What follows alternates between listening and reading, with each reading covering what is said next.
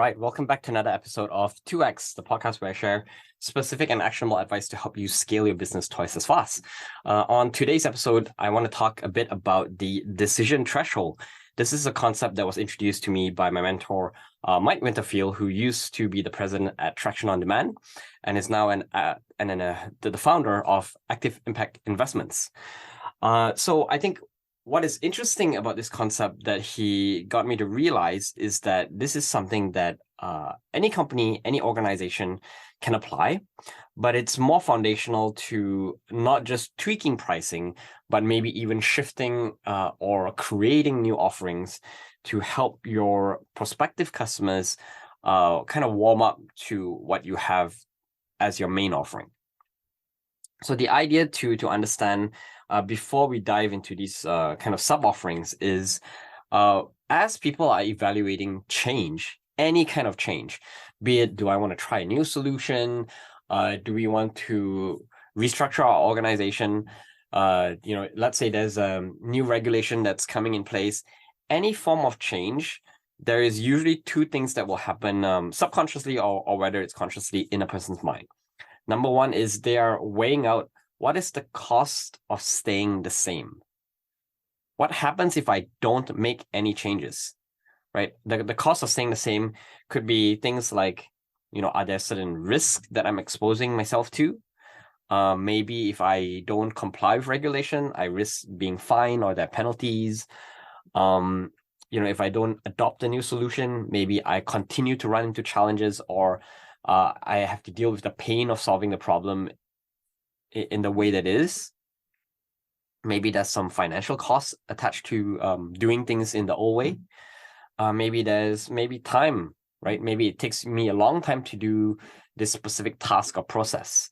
And because of time, there's also the opportunity that's wasted because I could spend the time pursuing sales or doing something else, right? So these are the costs of staying the same. And then on the other side of the fence, there is the cost of changing. Cost of changing are usually things like price is one. Is it an expensive solution to adopt?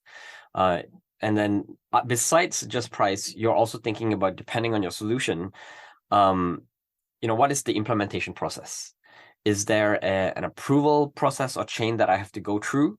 Because, if a manager, let's say, for example, if a manager really likes your software, or let's say likes your training program and wants to implement it with their employees, they still need to get approval from their superiors as well. So what is that approval process or chain? And then let's say it gets approved, there is also the implementation and training process, right? You need them to get used to a new system or a new way of doing things before they start to see results, before they start to hit proficiency. Maybe there's resistance to adoption because maybe people don't like to try new things. How does the new system or solution integrate with existing workflows? How does it affect how you currently do certain things? So for example, if you're trying to sell a new type of ski binding that will help you climb uphill more quickly, how does that impact your existing behavior and foot movement as you climb uphill? Do you need to retrain your muscles, retrain how you typically scale a hill? And then of course, risk of failure. What happens if this implementation does not go to plan? What happens if we don't see results? What happens if worst case scenario, something bad even happens, right? So it sounds simple enough. And basically the idea here is people will make that leap to adopt the change if the cost of staying the same outweighs the cost of changing. So an easy way to visualize this is if you have a seesaw, right? And on one side of the seesaw, you have cost of staying the same, and on the other side, you have cost of changing.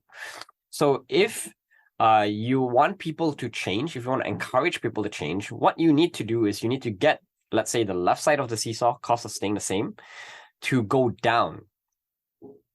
Because the heavier the cost of staying the same, the more pain they feel, and the more willing they are to leap over to the other side, because the cost of changing is insignificant in their mind. So typically, when you look at how marketing and sales tactics, training, and even reps are taught to kind of approach this problem, is they always are taught to focus on verbiage and copy that focuses on the pain. What is the pain? Focus on the customer's need. But you can, that all of that already just addresses the cost of staying the same. There are things that you can do on the other side of the fence to minimize the cost of change, to make it easier for people to feel like there's less risk and take that leap to try something different. This is why, business models like freemium are very effective, because it lowers the cost of changing and it gives customers the flavor of how the solution can alleviate their pain. It gives them a sample of that experience. And that is all by tweaking and adjusting the offering on the cost of changing side of things. Once they've tried the solution, then they probably are in a better position to realize how painful it is to stay or go back to how things work. Make sense? This is the very same reason as well. If you look at larger organizations, if they need to implement a big project, if you have a solution where you could roll it out for an entire organization, a better approach is to run a pilot program or pilot project.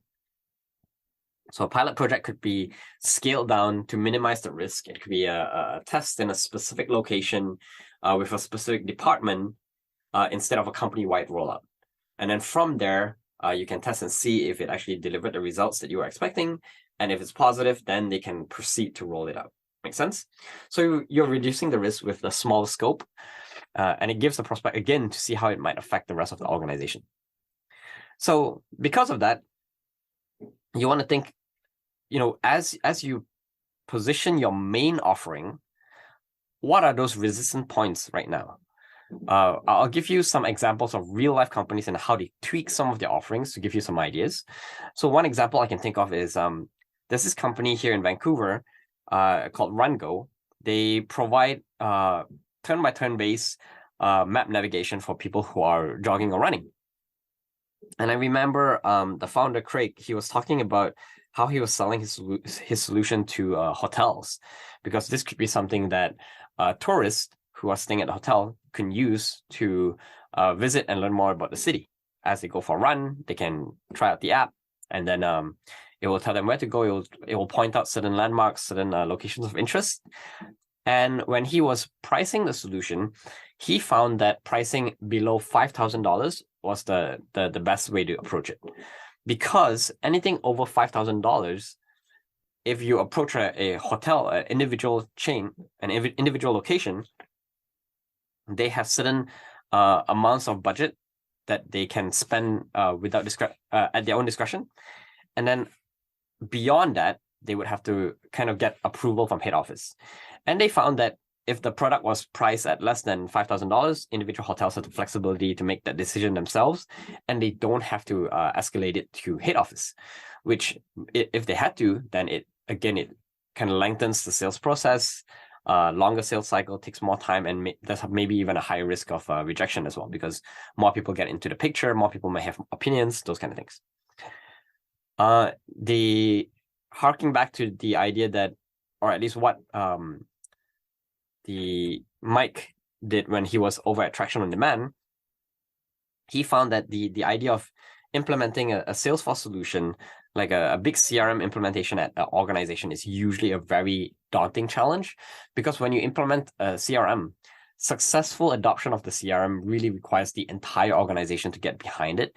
Everyone needs to be able to actively feed into the database, right? You need to have all of the reps updating their customers, updating their accounts in order for the whole system to work effectively.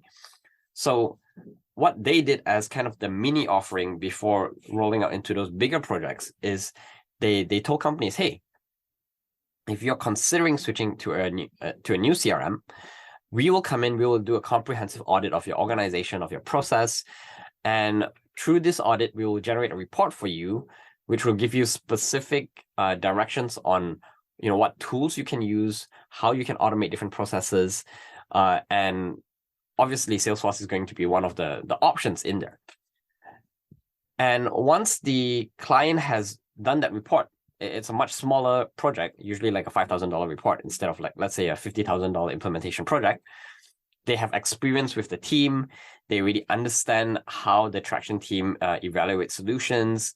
tries to create processes and workflows, and how thorough and detailed they are with implementation as well.